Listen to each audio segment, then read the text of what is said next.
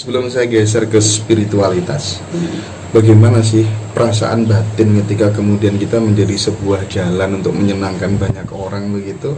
Batinnya Bu Har seperti apa rasanya? Rasanya itu apa ya, tidak bisa tergambarkan, Tak terlukiskan. Pokoknya ucapan itu tidak cukup. Perasaan hati senang gitu ya, bangga. Senang itu nggak cukup, puas juga nggak cukup.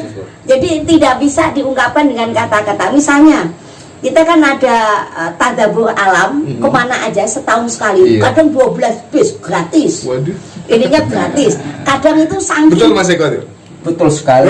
Saya menyaksikan sendiri. Dan gilanya saya, saking itu merasakan keuniknya kadang 1 tahun bedah rumah itu bisa 6 titik. Ini tanya. Iya. Itu jadi udah pokoknya gila lah gitu. Kalau masing-masing, jadi saya tidak pernah sing tak betul ini omai sopo nggak peduli.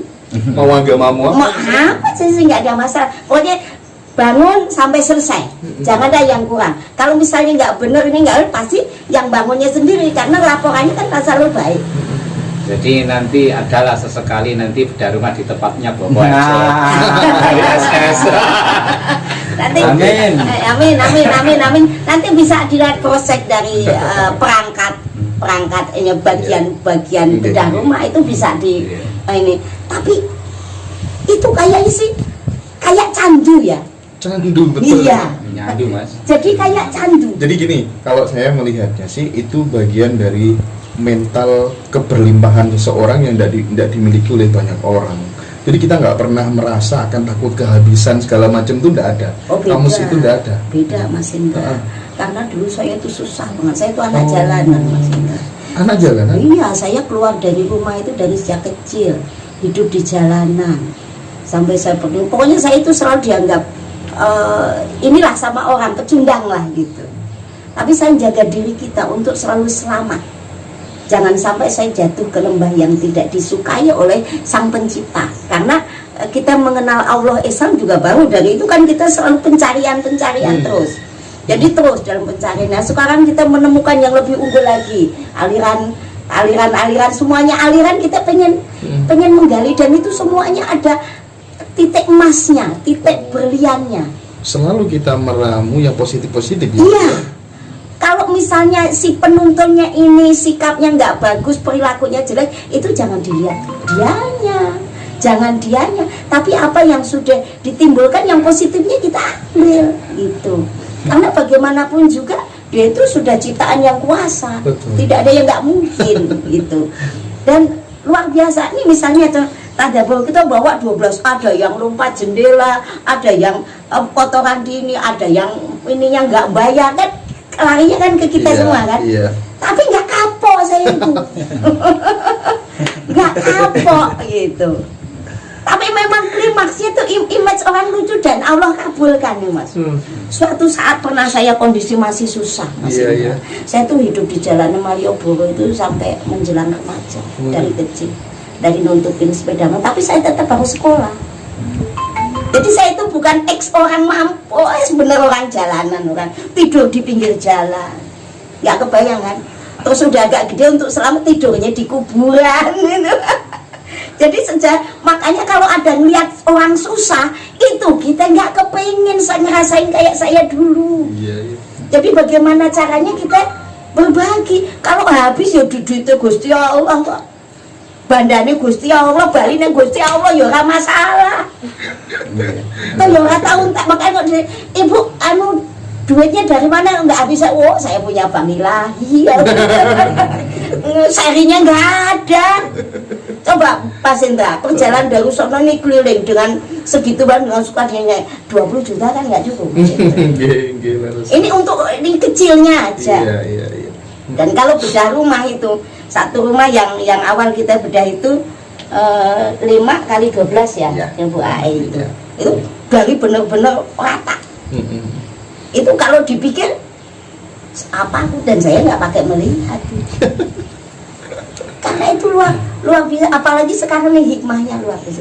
Pokoknya intinya jangan pernah berhenti untuk berbuat baik. Walaupun tadinya kamu dipandang nggak baik, Oke. kamu terusir, kamu terhina, terintimidasi. Siap, Bu.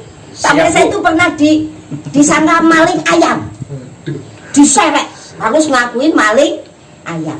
Tapi karena pertolongan Allah itu sangat luar biasa. Gusti Allah itu Tuhan yang Maha Esa itu, mau itu namanya siapa aja, sebutan orang kan Gusti Allah, ada pangeran, ada apa ya, pokok itu intinya yang Maha Kuasa lah gitu ya, yang menguasai jagat raya seisinya ini. Itu ayam mungkin tadinya udah dibunuh untuk fitnah kita, hidup lagi itu. Ya. Dari saat itu image-nya orang Bu Sirot punya jin. Kan saya dikenal Bu Sirot. Keren saya bukan Bu Hartini. Oh, Bu Kalau Sirot. Bu Sirot anak pertama saya Sirot. Oh. Dulunya harus operasi. Oh. Karena waktu itu saya orang nggak punya duit gitu. Saya bawa lari. Jadi alhamdulillah ternyata lahir. Kan ibu ini anaknya nyungsang. Ini harus dioperasi. Ini nanti anaknya cacat gitu. Dan lahirnya cacat, ya tak bawa lari jalan itu. Karena lahirnya di jalanan, ya ada saya namain Sirot gitu. Jadi terkenalnya Ibu Sirot. Iya, Ibu Sirot Ibunya ya. Sirot gitu. Oke Bu, selanjutnya gini Bu, apa yang dilakukan oleh Ibu itu kan tidak semua orang bisa melakukan itu tanpa didasari dengan sebuah pondasi spiritual dan nilai-nilai sosial yang sudah dibumikan dari dulu kan tidak mungkin. Saya pengen tahu basic keluarga ya, ngapunten. Kira-kira keluarga ikut salah satu penghayat kepercayaan apa begitu barangkali? Oh iya. Jadi kita silsilah dari simbah kita ya. Iya. Mbah, tapi simbah saya tinggal cerita aja. Simbah itu salah satu mungkin kepercayaan Kasunanan Surakarta gitu kan beliau. Nah anaknya ini 4 ini yang lain kan ya penganut Nasrani. Kalau kakek tentunya aliran kepercayaan udah jelas. Karena mungkin pendakwah belum sampai sama beliau gitu kan. Jadi yang masih ritual-ritual kejawen, masih suka itu puasa yang 40 hari 40 malam itu, yang namanya ngeblem tuh. Itu kadang Mbah Putri itu ngiket benang di kakinya, ditarik ke depan pintu sentong. Nanti kalau dikedet gini masih digoyang, masih hidup gitu. Itu seperti mau meninggalnya pas geblaknya itu pas banget yang dia sebutkan namanya ini semuanya. Yes, pokoknya dia lahirnya dia buat matinya itu. Mbah saya itu. Nah, terus habis itu 4 bersaudara ini ya nggak ada yang ngikutin jejak ini. Karena dia agamanya kebetulan yang ini Nasrani, kemudian kan dapat rumah tangga yang berkecimpung di kepasturan dan lain-lain gitu. Lah ibu saya ini ketemu dengan ya mungkin suaminya yang jadi bapak saya itu ya aliran kepercayaan Sabta Dharma. Dan itu adiluhung itu. Sangat adiluhung. Sangat adiluhung. Cuman karena itu kita masih nggak ngerti, ya saya masih anak-anak sebelum hijrah. Dan bapak saya itu seneng poligami gitu loh. Jadinya ada dalam Islam kan bagus di aliran manapun ya mungkin itu haknya masing-masing. Jadi kebetulan bapak saya itu juragan material gitu waktu itu. Nah di mana dia buka material di situ ada istrinya. Di mana buka material di situ ada istrinya. Otomatis kan sering cekcok.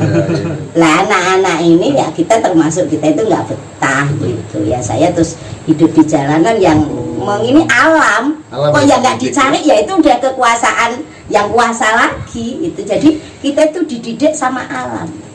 Sampai sekolah itu saya nggak pakai kelas 2, kelas 1 langsung kelas 3. Itu kalau orang dulu kan zaman 70-an kan sekolah masih gampang. Nggak kayak sekarang kan gampang wis orang nganggo apa-apa wis nyeker apa itu kan. Pokoknya ya seru-seru aja dah itu. Allah mendidik dengan alam itu tadi. Oke. Saya sebelum menggali lebih dalam tentang spiritualitas di Sabta Dharma, nanti di sana ada penggalian, di sana ada racut, termasuk nanti kegiatan pengobatan yang dilakukan di Ibu. Saya pengen Mas Eko memberikan kesaksian. Ibu ini karena Mas Eko ini kan hampir setiap hari kan bergumul atau Iya. beraktivitas bareng dengan Bu Har atau Bu Sirot gitu ya. Iya. Kira-kira memandang Bu Sirot ini seperti apa Mas Eko? Ya, terima kasih sebelumnya. Mas Enda. Kalau menurut saya pribadi memandang beliau Ibu Suwarti ini emang saudara bule. Saya Bule ya? Tadi ya. Oh. Kita ambil waktu gempa Bantul. Oke. Jadi udah lama ya kan saya di jalanan. Oke. Lanjut Mas Eko. Nah, beliau sangat hebat dengan sosok seorang perempuan. Beliau itu mampu mengatasi semua problem sendiri. Semuanya apapun masalah mampu diatasi dengan sendirinya. Apabila posisi beliau di orang lain, sosok seorang perempuan, insya Allah mungkin ada sebuah jalur, mungkin jalur gelap, sesat, gimana pun caranya, yang penting saya bisa hidup di sini posisinya. Tapi menurut pandangan pribadi saya, beliau itu sangat hebat. Hebatnya kenapa? Dari Allah menguji dari segala macam ujian. Milik saya pribadi itu selalu diberikan pertolongan dengan jalur yang benar.